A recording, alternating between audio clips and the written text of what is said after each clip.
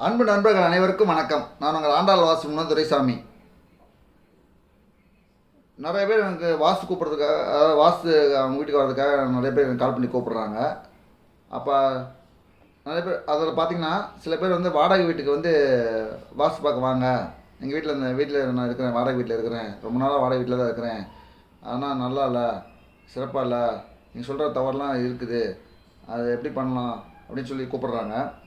அதுக்கு நான் அவங்கள்ட்ட வந்து நான் ஃபோன்லேயே சொல்லிடுறது என்னென்னா, நான் வந்து சொன்னால் கூட அது வேஸ்ட்டுமா. ஏன்னா வீட்டுக்காரங்க வந்து அது சரிப்பட மாட்டாங்க. உங்கள் வீட்டை காட்டில் தான் சொல்லுவாங்க, வேறு வீட்டு பார்த்துப்போங்க, வாசப்படி நல்ல வீட்டை பார்த்துப்பாங்க, இந்த வீடு வேணாமா உனக்கு அப்படி சொல்லி உங்களை துரத்து விட்டுருவாங்க. அதனால் நீங்கள் வந்து வாடகை வீட்டுக்கு வந்து வாஸ்து பார்க்குறது வந்து உங்களுக்கு பணம் விரையும், வேஸ்ட்டு, என் டைமும் வேஸ்ட்டு அப்படின்னு நான் நிறையா சொல்லியிருக்கிறேன்.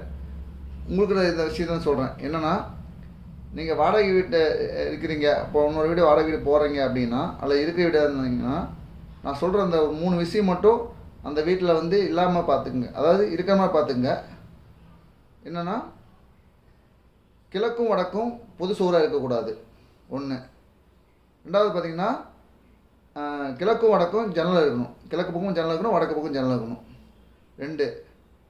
அதே மாதிரி பார்த்திங்கன்னா, வாசல் வந்து உச்ச வாசலாக இருக்கணும். உச்ச வாசல் உங்களுக்கு தெரியும் இல்லைங்க, கிழக்குனா வடக்கொட்டி இருக்கணும், வடக்குனா கிழக்கு ஒட்டிக்கணும், தெற்குனா வந்து கிழக்கு ஒட்டி இருக்கணும், மேற்குனா வடக்கொட்டி இருக்கணும். இது மாதிரி உச்ச வாசலில் இருக்கணும்.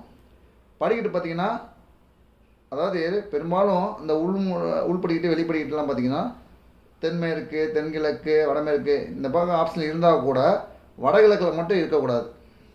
அதாவது வாடகை வீட்டுக்கு நான் சொல்கிறேன், வாடகை வீட்டுக்கு மட்டும் வடகிழக்கில் மட்டும் உள்ளேயும் சரி வெளியும் சரி படிக்கட்டுலாம் பார்த்துங்க.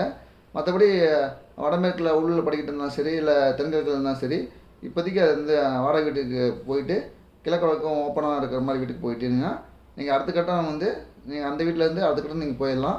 அதுக்கு என்னென்னா ஒரு சொல்யூஷன் என்னென்னா, நீங்கள் அந்த வீட்டுக்கு போயிட்டு நீங்கள் அன்னதானம் பண்ண ஆரம்பிங்க.